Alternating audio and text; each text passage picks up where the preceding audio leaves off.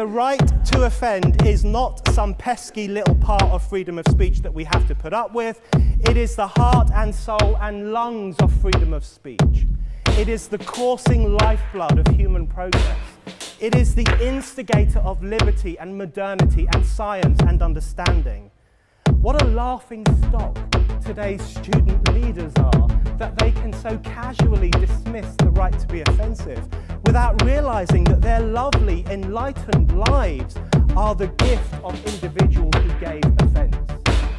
Offensiveness is not just something we have to begrudgingly accept. Offensiveness is the motor of human progress. Now broadcasting from the Right to Offend Media Studios in sunny South Florida, bringing you the latest in politics, current events, art, and pop culture. This is the Whitfield Report Live with Sam Whitfield.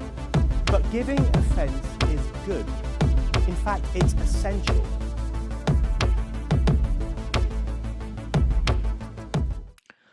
Well, good evening, ladies and gentlemen, and welcome to tonight's impromptu bonus edition of the Whitfield Report Live.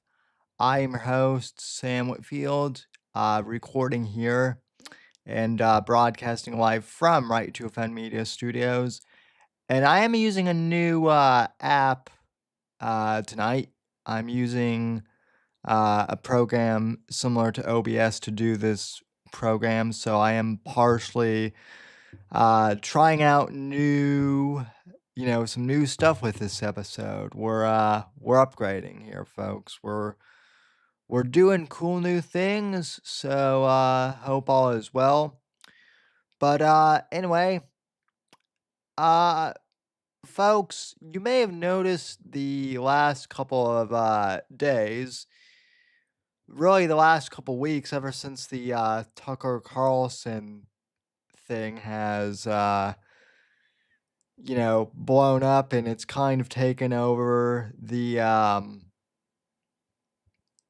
it's kind of taken up the oxygen, sucked the oxygen out of the room as far as what's going on in the news cycle.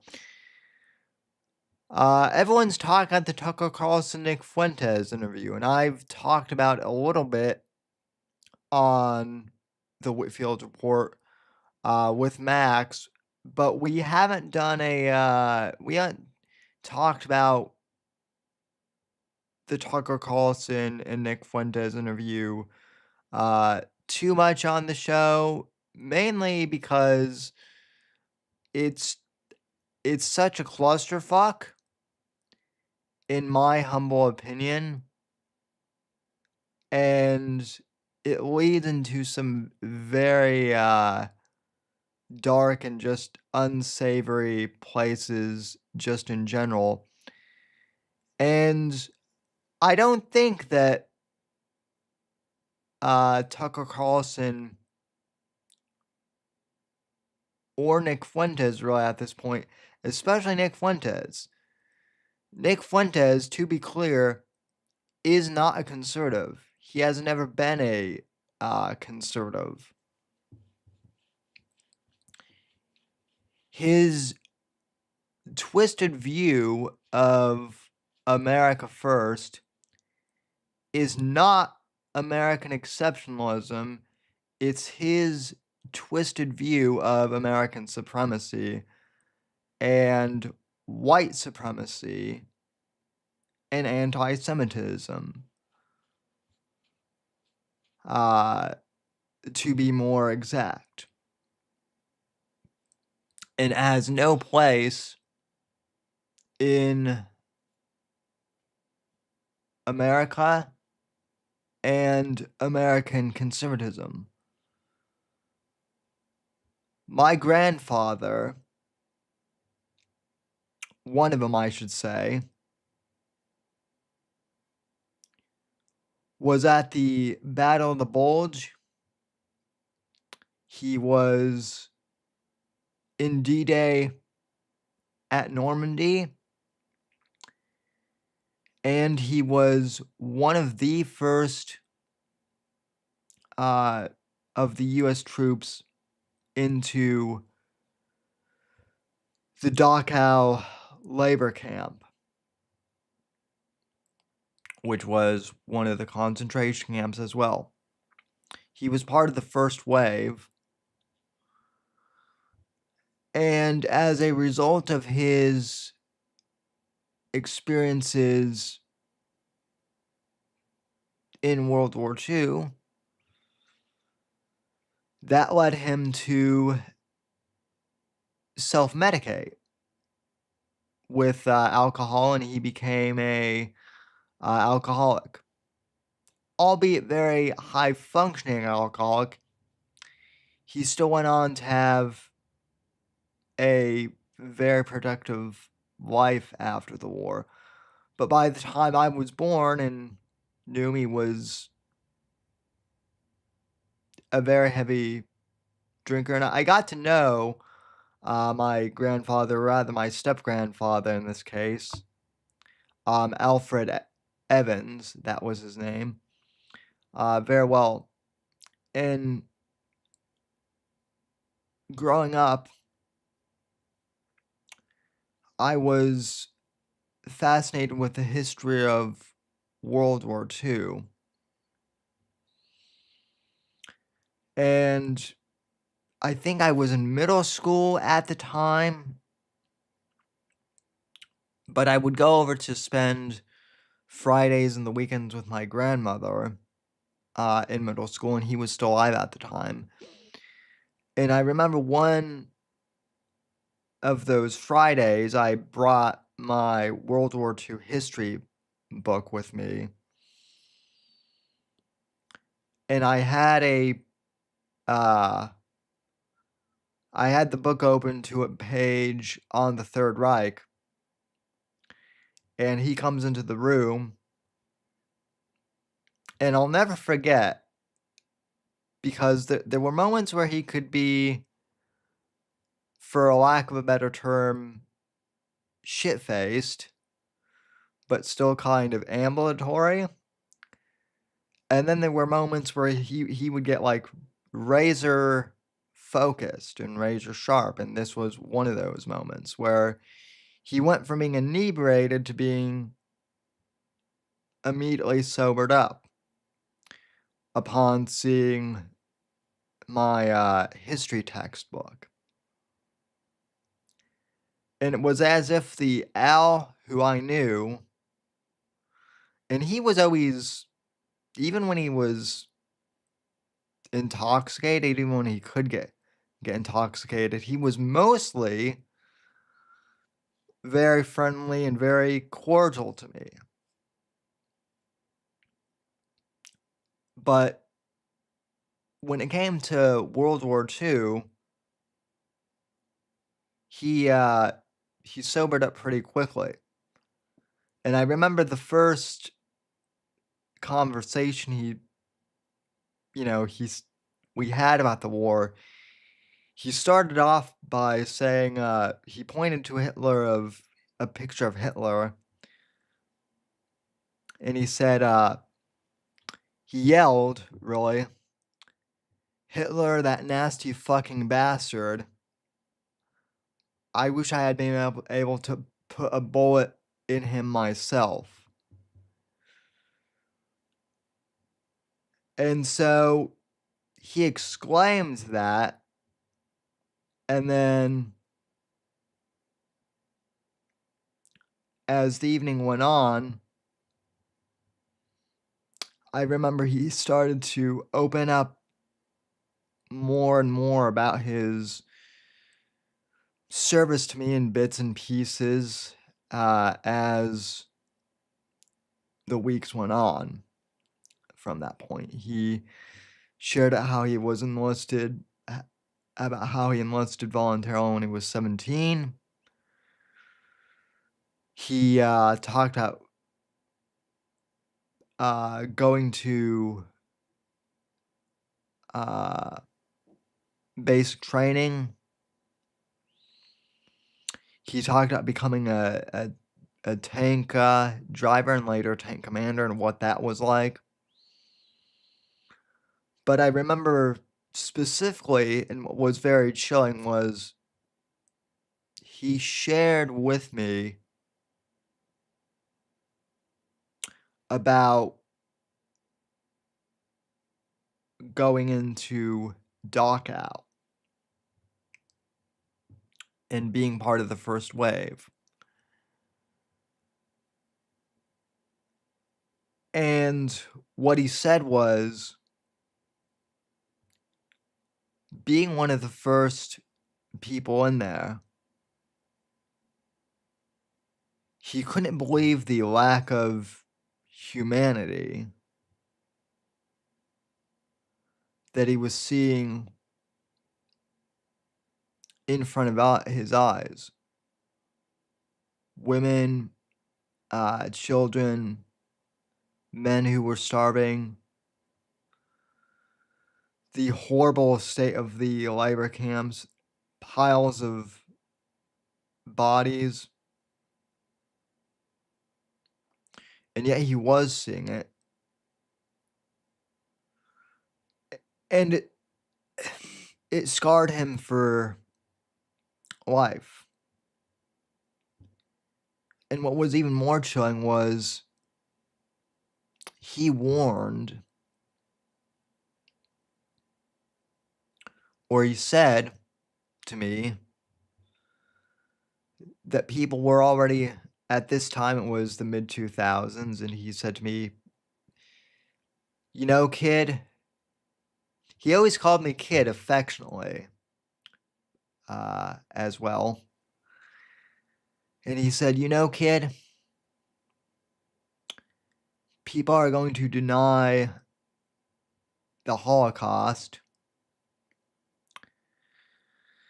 And these bastards who worship Hitler and the Third Reich, they're going to pretend that awful shit like this can never happen. In me being,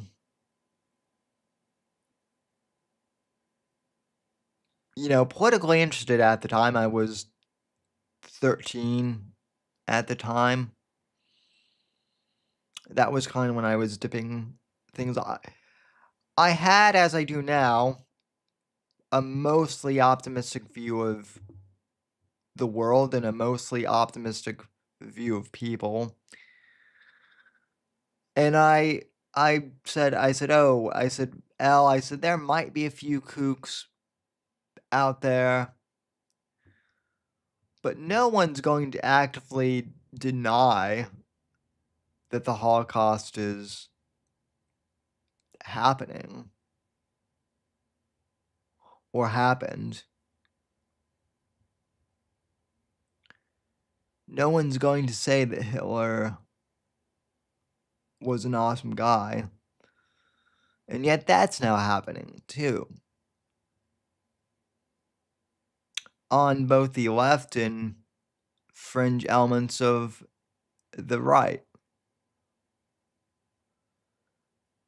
And as I've said before on the show, and as I've said before on X, I believe that Nick Fuentes is a left-wing plant to make decent conservatives look bad.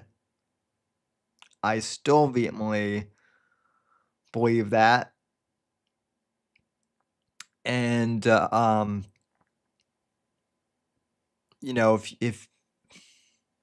if you think he's just doing ironic commentary or whatever, I think that's deeply,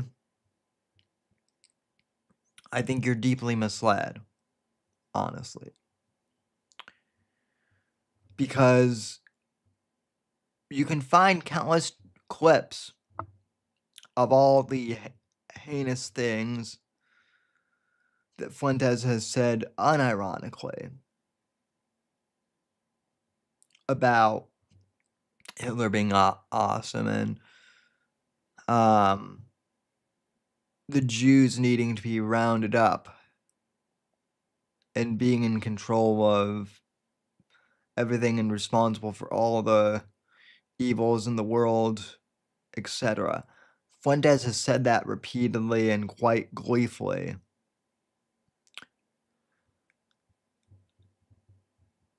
So, there's that. But the reason why I've been,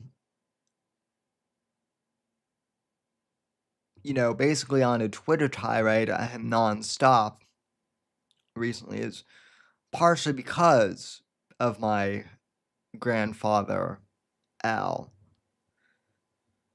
And because of the World War II generation, some call them the greatest generation, that fought against the Nazis and fought against the acts of evil. Because that generation is sadly mostly gone now. We no longer have them here on Earth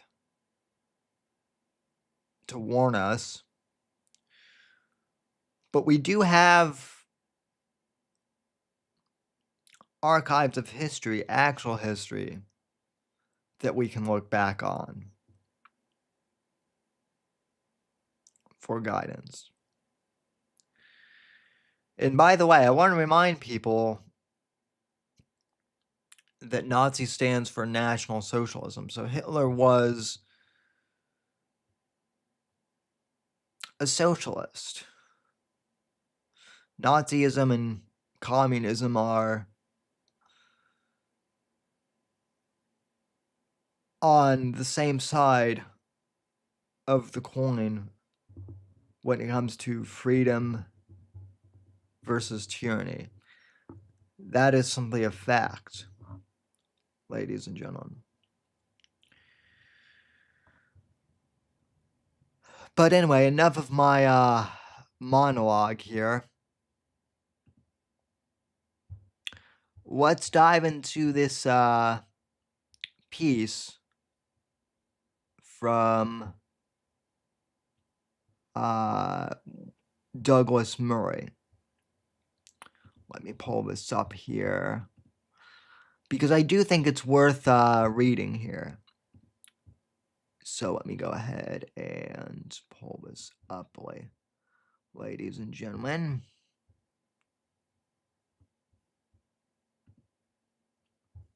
Let me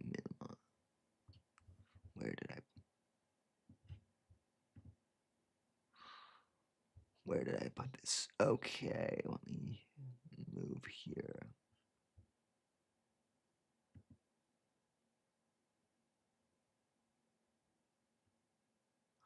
Hold on a sec, folks. Just doing some.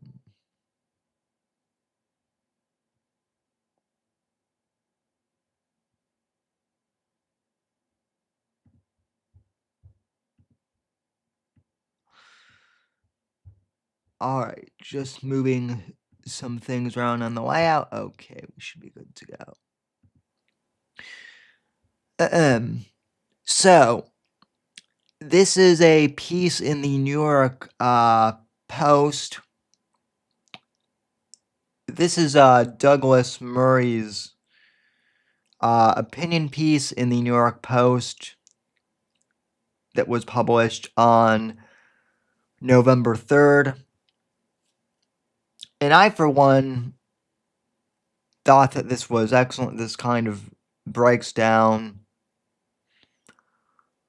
how Tucker Carlson really no longer has any place in the conservative movement. So, headline here: Conspiracy kook Tucker Carlson is no conservative and no friend to Charlie Clerk and J.D. Vance. Reading from the top: Tucker Carlson is not a good friend. Just a few years ago, when the podcaster was pretending to be friends with President Trump, Carlson was caught privately saying of Trump, "I hate him passionately." In September, another person whom Carlson claimed to be friends with Charlie Kirk was shot dead. Carlson used the aftermath of his friend's assassination not to demand that the suspect in the shooting be prosecuted to the fullest extent of the law. He didn't seize the moment to insist that perhaps the radical left dialed down its hateful rhetoric against conservatives and Republicans. Nor did he keep attention focused on the trans extremist links of the alleged shooter. No, Carlson chose to use the occasion to deflect attention from the perpetrator seized by the FBI and return to his obsession, the Jews. In the wake of the assassination, Carlson was one of a number of kooky online influencers who suggested that Kirk's views on Israel had been changing and that perhaps for this reason, the state of Israel had something to do with his murder. It was a crazy conspiracy theory, but Carlson was happy to push it. What a way to honor a friend. Then this past week, Carlson proved again what an appalling person he has become. He invited onto his show an avowed Holocaust denier and racist, Nick Fuentes. We don't need to linger here over all the horrifying bile that Fuentes has spewed out to his online followers. It is enough to say that he is so toxic, he could almost have been invented by the radical left as a way to delegitimize the political right in the country. Let me read that for you again, because this is what I've been saying of Fuentes for years, ladies and gentlemen, me personally. It is enough to say that he is so toxic, he could almost have been invented by the radical left as a way to legitimize the political right in this country. And Douglas is absolutely right here. Spot on. Any normal person would want to keep a million miles away from such a snarling, ugly actor. But if anyone was to sit down and give Fuentes one of the largest audiences of his career, you would have thought that there would be some hostile questions, the kind of relentlessly hostile questioning Carlson can do, such as his recent astoundingly hostile interview with Ted Cruz.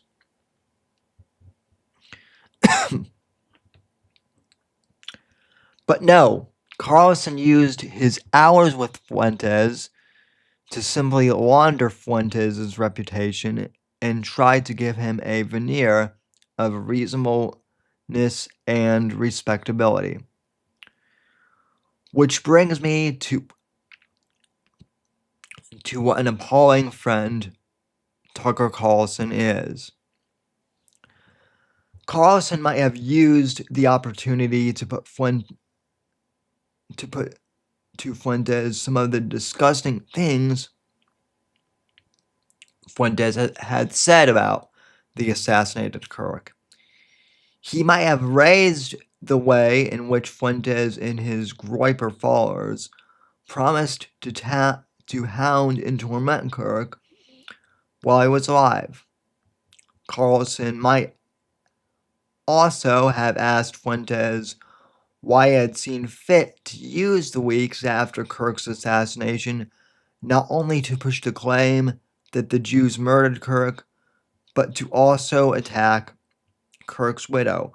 All of which, by the way, ladies and gentlemen, people have posted clips of Fuentes doing this repeatedly. Let's see here. Lost my place. Oh. In a recent online rant, Fuentes said Erica Kirk is a spook. Erica Kirk is a plant. We all know that. That is a fact. That's basically established. She was shopping around for a political husband. God knows where she comes from. She found one in Charlie Kirk. Charlie Kirk is not a good-looking guy. Now, that's a quote from Fuentes. If you're listening to this on the audio podcast, I quoted Nick Fuentes there. Which is, it's funny that Fuentes would call someone a plant and a spook. Because Fuentes was the, he was the one guy at January 6th who actually told people to go into the Capitol, and I believe to go into Nancy Pelosi's office directly. And yet, when everyone else was getting indicted for January 6th, was Fuentes anywhere near to be found? No, I don't think so. So, as Fuentes likes to say a lot, I'm just asking questions. And in this case, ladies and gentlemen, I'm just asking questions. I'm just positing that it is interesting that the guy who is accusing Erica Kirk of being a plant and of being a spook is also kind of doing, Fed or spook-like things himself. But I digress. Continuing on. Back to Douglas's article. Yeah, let me go back. In a recent online rant, Fuentes said Erica Kirk is a spook. Erica is a plant. We all know that. That is a fact. That is basically established. She was shopping around for a political husband. God knows where she comes from. Charlie's not a good-looking guy. Fuentes went on to suggest that Kirk's mourning widow is just acting. Yeah, he said that too. Yeah, so continuing on. It is a heck of a thing to claim to be friends with someone and then bring a guest onto your show who not only hounded your friend in life, but mocks and smears his widows after his death. But then, that's the sort of friend Tucker Carlson is. And it gets worse, because Carlson also claims to be friends with Vice President J.D. Vance. He has appeared on stage with him and warmed up for him and Trump at rallies. Most of us think friendship includes defending your friends and defending their wives, not Carlson. Here's just some of what Fuentes had to say about Vance and his beautiful and impressive wife, Usha. During one recent rant, Fuentes described J.D. Vance as, quote, a fat race mixture who's married to a G who named his son Vivek. Yeah. End quote. For anyone not up on the racist cesspool terms, a G turns out to be a racist term used to smear people of South Asian, especially Indian, ancestry. Fuentes went on to claim that Vance was mentored by a quote-unquote Jewish neocon and a gay Fed.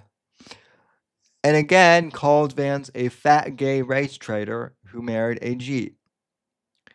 Elsewhere, he has attacked people for supporting Vance because of the ethnicity of Vance's wife and the fact that the couple have produced children whom Fuentes calls non-white. Fuentes has attacked Vance because his kids are brown, quote unquote. These are vile things to say about anyone. Most of us wouldn't want to be anywhere near someone who said such things about total strangers. But if you had someone in front of you who had said that about your own friend, his wife and children, wouldn't you bring that up?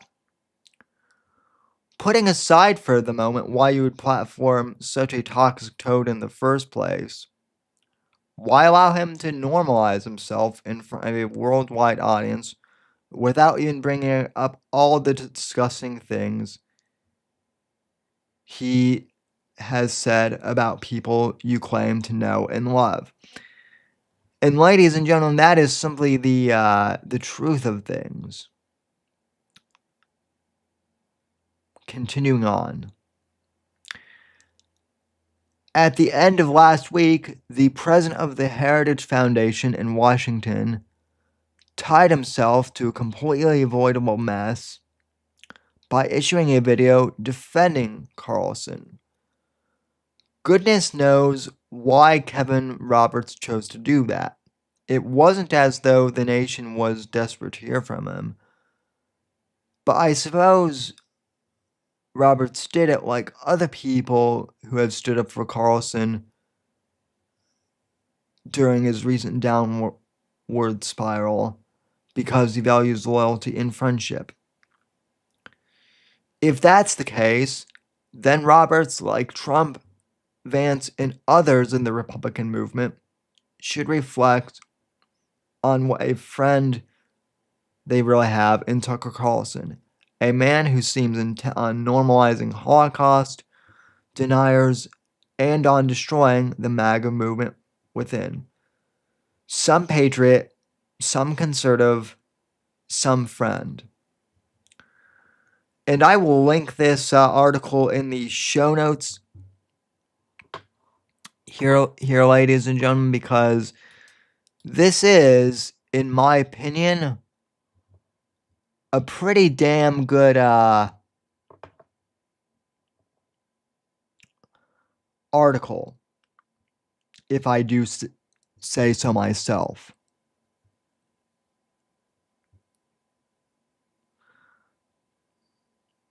It really is. Now, let me...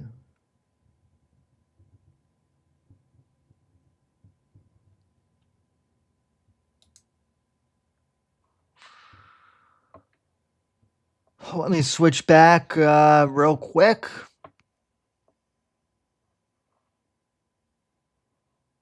Okay.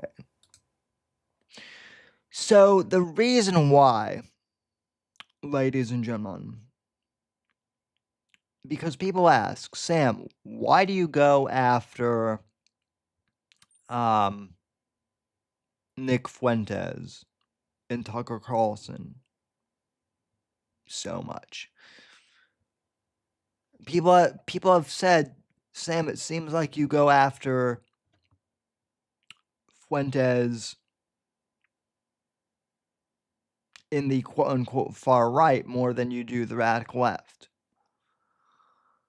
And to be fair, ladies and gentlemen, it may appear to you guys that way because some of the clips of me criticizing, I guess, the far right or the alt-right, those get more visibility, but I do criticize the far left. But the thing about criticizing the far left is everyone does it now,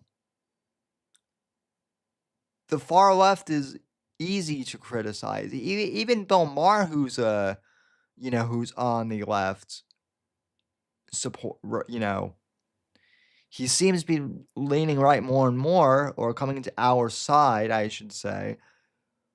But the woke left has made it increasingly they've made it easy for them to be lampooned. And most decent liberals, and there are decent liberals out there, folks, they're sick of the woke stuff too on the left. So yeah, lampooning the woke left and lampooning folks like Mom Dami, and we will discuss that on Wednesday, ladies and gentlemen. Max and I will, make no mistake. We will be talking about that on Wednesday, probably. But the reason why I tend to come down harder on people on the right, quote unquote, or people trying to infiltrate the right, like Nick Fuentes, is because I don't expect a lot of the left, ladies and gentlemen, at this point.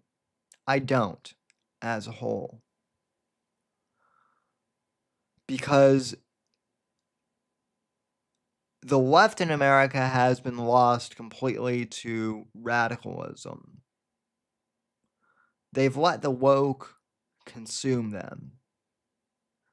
And they've let this social justice victim mentality consume them. They're kind of lost.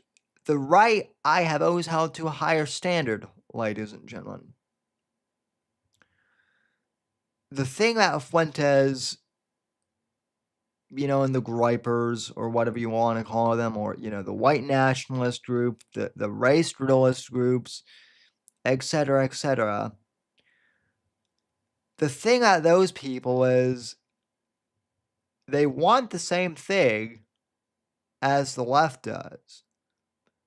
They want to blame others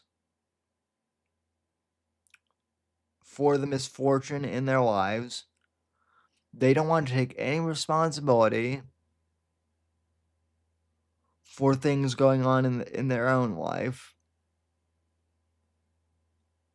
They want to say the most outlandish things without even getting pushback, and then when anyone does push back on them, it's a giant conspiracy theory. They think they're owed reparations by the government, just like the left is, except they want it for white people.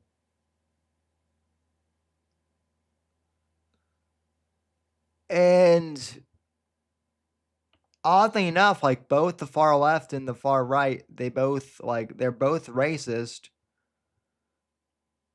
and they both hate Jews. And they're not a big fan of Christians either, I've noticed. For all of Nick Fuentes' posturing about, being a good Catholic, I've never actually seen him quote the Bible or display any humility like a good Christian or a Catholic.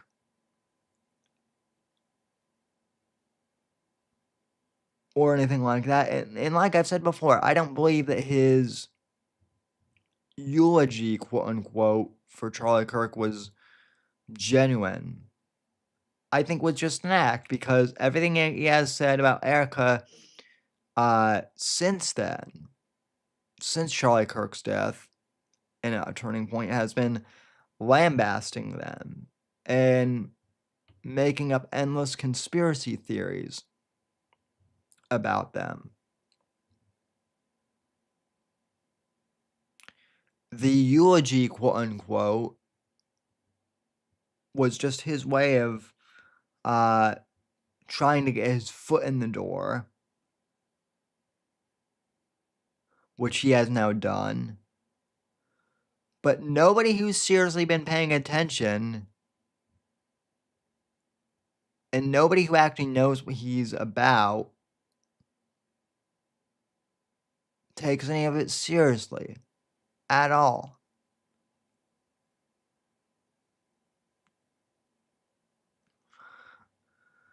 So, he claims to be America first, but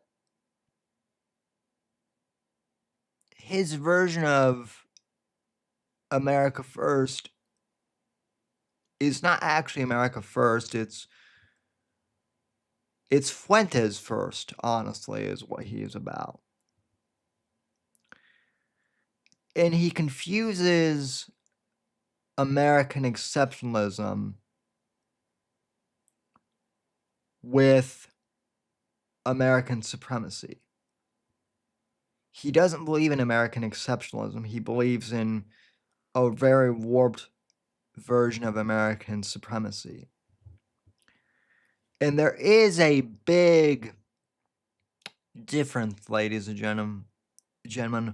What is that difference? Well, ladies and gentlemen, I posted this clip on Twitter early in the week, but I want to play this again because I think it bears worth viewing. But back in 2015, so 10 years ago actually, radio's greatest of all time, Rush Limbaugh, and he was the greatest to ever do broadcasting. He is the standard of broadcast, in my view. Rush laid out perfectly what American exceptionalism is. And more importantly, ladies and gentlemen, he laid out what American exceptionalism isn't, which is just as important.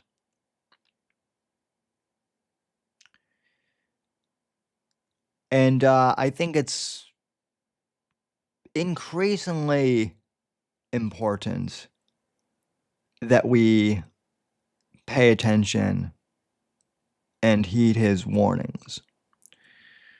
So let's take a listen to this, shall we?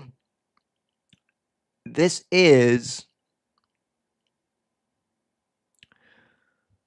Rush Limbaugh on American exceptionalism from 2015. Let's roll the clip. Not. What American exceptionalism is not. It is not that we are better people. It is not that we are superior people. It is not that we are smarter people. It is not that God loves us and hates everybody else. It is not that God prefers us. It is not that God doesn't prefer anybody else. American exceptionalism has nothing to do with anything but freedom and liberty. Here is what American exceptionalism is. By the way, this is one of the fundamental reasons why I got so excited when presented with the idea of writing a book about the truth of American history in stages and various elements for young people. My book, Rush, Revere, and the Brave Pilgrims, is all about the exceptionalism of those people. So what is it? Well, if you know the history of the world, read your Bible. Read whatever historical account of humanity you hold dear. And what you'll read about is human tyranny. You'll read of bondage. You'll read of slavery. The vast majority of the people, the vast majority of the human beings who have lived and breathed and walked this planet have lived under the tyranny of despots. The vast majority. It isn't even close. The vast majority of the people of this world, since the beginning of time, have never known the kind of liberty and freedom that's taken for granted every day in this country.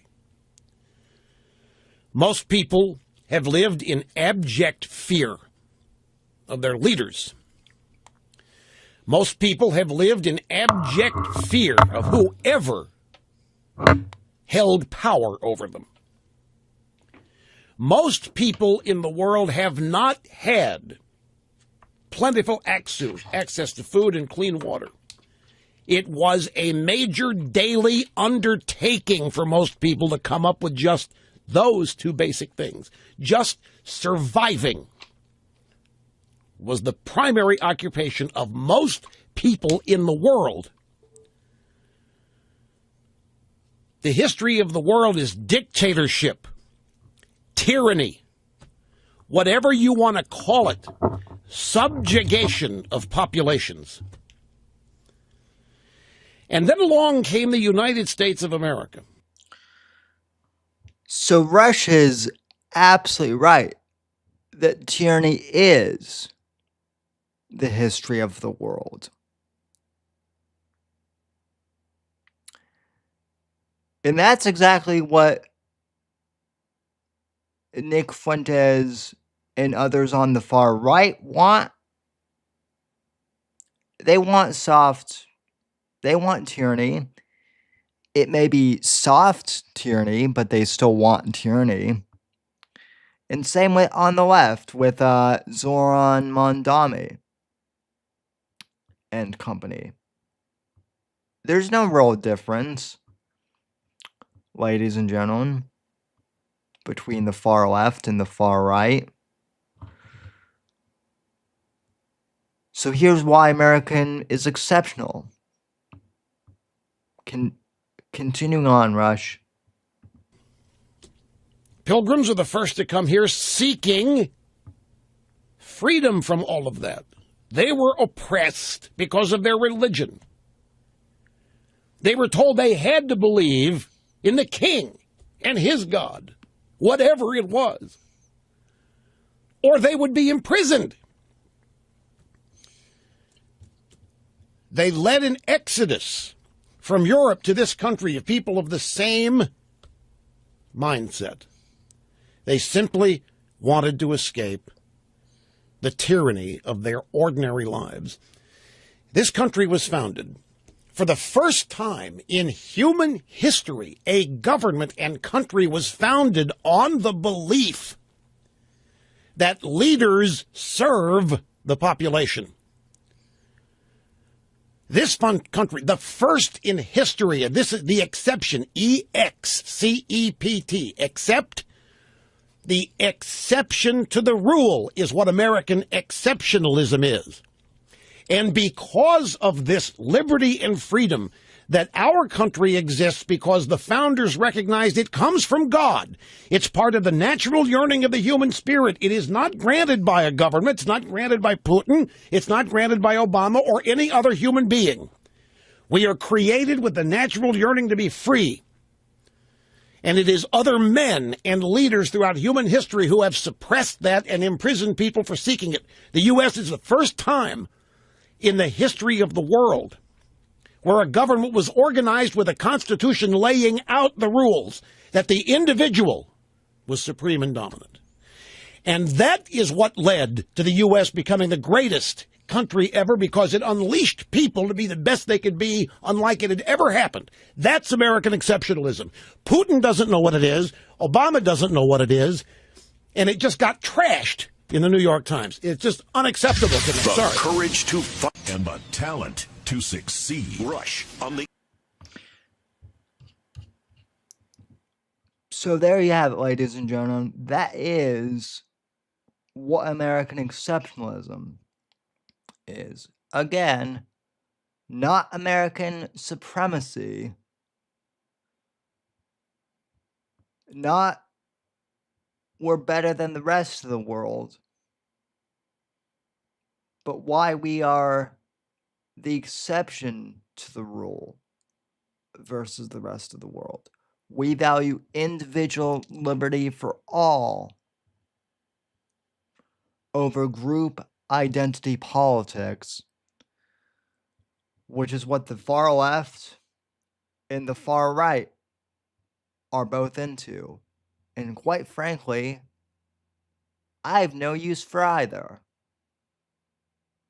And the vast majority of Americans don't either. So, folks, I know that this was an impromptu episode tonight, but this has kind of been on my mind for the past couple weeks. And Max and I are going to do a deep dive more into Nick Fuentes and the Gripers and who they and their scummy ilk are. We'll get into that on at another time. But I just kind of wanted to do a reaction to Douglas Murray's piece in the New York Post. Rush on American exceptionalism, and then kind of my grandfather's story with World War II. So if you have tuned in live, I want to thank you for watching. And if you're listening to this on Spotify or Apple Podcasts or what have you, thank you for tuning in as well. I will have links to the article and whatnot in the show notes in the description, along with my books and everything else. So thank you for tuning in. God bless. God save this great nation. And God, freedom, legacy, in that order. And I'll be back tomorrow at 11 a.m. for my interview with Mr. Terrence LaHue of Suda Podcast. So tune in for that, ladies and gentlemen. See you then. Take care.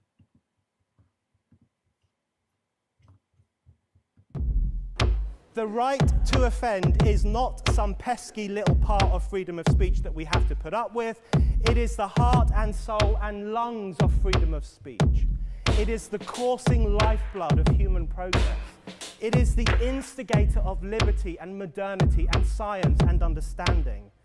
What a laughing stock today's student leaders are, that they can so casually dismiss the right to be offensive without realizing that their lovely, enlightened lives are the gift of individuals who gave offense. Offensiveness is not just something we have to begrudgingly accept. Offensiveness is the motor of human progress. Thank you for watching the Whitfield Report live on the Right to Offend Media Network. Make sure to check out Sam's books on Amazon, Audible, and Kindle. You can follow Sam on X at SamW_NGC and the Right to Offend Media Network at RTO Media. Like, comment, subscribe, and share with your friends. And until next time, God bless, God save this great nation. God, freedom, legacy, in that order.